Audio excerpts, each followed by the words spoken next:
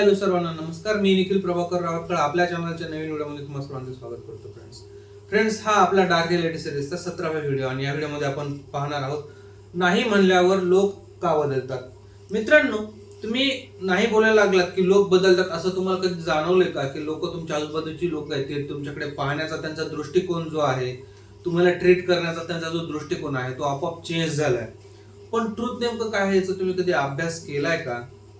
तुम्ही कधी हे ऑब्झर्व केलं का की याच्या मागची रियालिटी काय आहे, याच्या मागचं ट्रूथ काय आहे?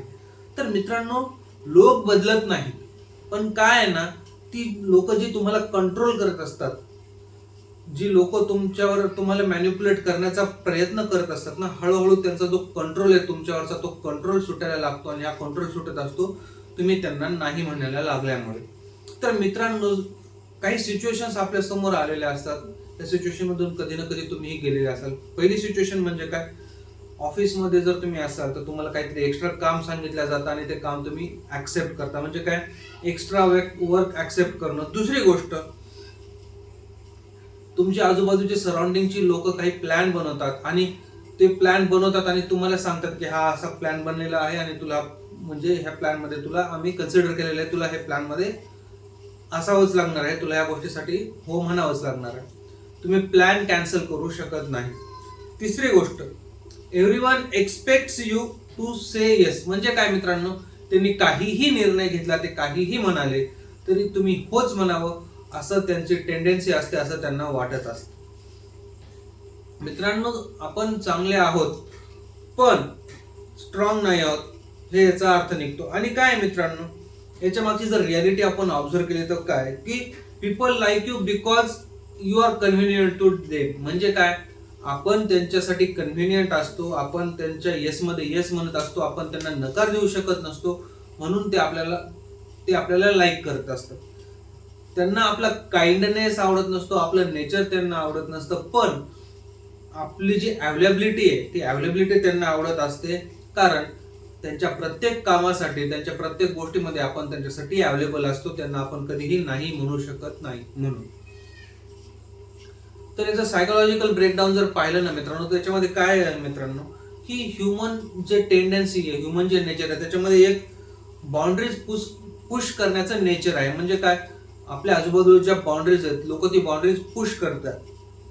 If you don't say no, आणि जर तुम्ही लिमिट सेट केले नाही तर काय करतात लोक, त्यांच्या ज्या लिमिट्स आहेत तुमच्या बाबतीमध्ये त्या लिमिट्स एक्सपांड करतात.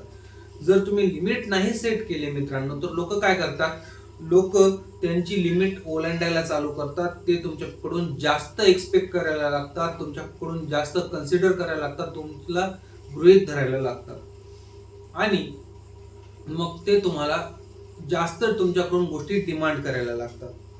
आणि जर आपण नाही म्हणायला शिकलो, व्हेन यू से नो, तर काय होतं, अचानक जर तुम्हाला नाही म्हणले मित्रांनो तुम्ही लोकांना, तर त्यांच्या रिॲक्शन्स अचानक यायला चालू होतं. मग काय होतं, ते म्हणतात की तुम्ही बदललेले आहात.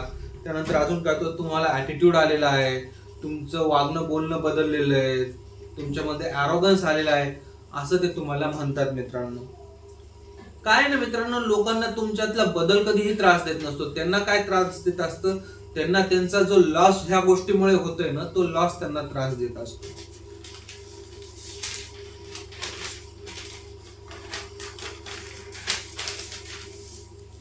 आता जर आपण पाहिलं मित्रांनो तर काही ट्रूथ्स आहेत की जिथे आपलं कम्फर्ट संपतं ना मित्रांनो, तिथूनच रिस्पेक्ट स्टार्ट होते.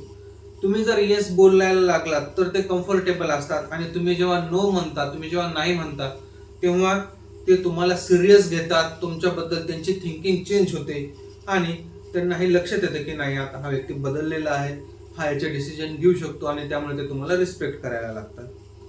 तर काही प्रॅक्टिकल ओरिएंटेशन्स आहेत मित्रांनो, काही प्रॅक्टिकल गोष्टी आहेत, त्या जर आपण फॉलो केल्या तर याचे आपल्याला बरेचसे पॉझिटिव्ह रिझल्ट भेटू शकतात. तेही आपण पाहूयात. काय, स्टेप 1 म्हणजे काय, पॉज बिफोर अँसरिंग. म्हणजे काय, कोणालाही काहीही उत्तर देण्यापूर्वी थोडा पॉज घ्यायचा. हा पॉज घेतल्यामुळे आपल्याला एक विचार करायला वेळ मिळतो आणि आपण विचार जेव्हा करतो तेव्हा आपण योग्य पद्धतीने आपल्याला जे उत्तर द्यायचं आहे ते देऊ शकतो मित्रांनो. दुसरी गोष्ट, don't over explain. Don't over explain म्हणजे काय, कधीही कोणालाही काही एक्सप्लेन करत बसायचं नाही, त्याची काहीही गरज नसते.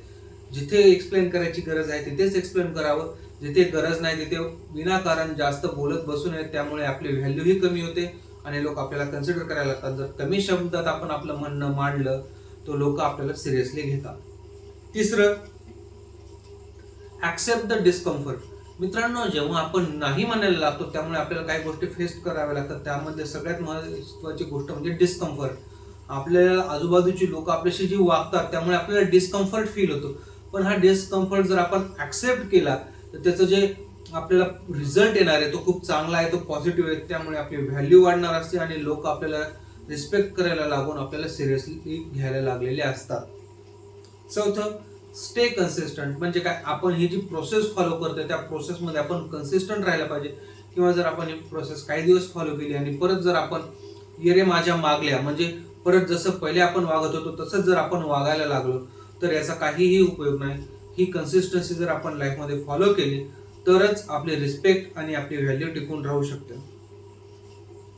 एकदा नो बोलून चालत नसतं मित्रांनो. आपला जो पॅटर्न आहे तो पॅटर्न कम्प्लिटली चेंज करावा लागतो आणि त्या पॅटर्नवर आपल्याला कन्सिस्टंट राहावं लागतं. पण हे समजून घेतलं पाहिजेत मित्रांनो की कधी नाही म्हणायचं, कोणत्या गोष्टीला हो म्हणायचं आणि कोणत्या गोष्टीला टाळायचं. असं नाही की काहीतरी खूप सिरियस गोष्ट आहे आणि आपण त्याला नाही म्हणतो, यामुळे तुमची नाती दुखावू शकतात किंवा कधी कधी विनाकारांचे क्लॅशेसही होऊ शकतात.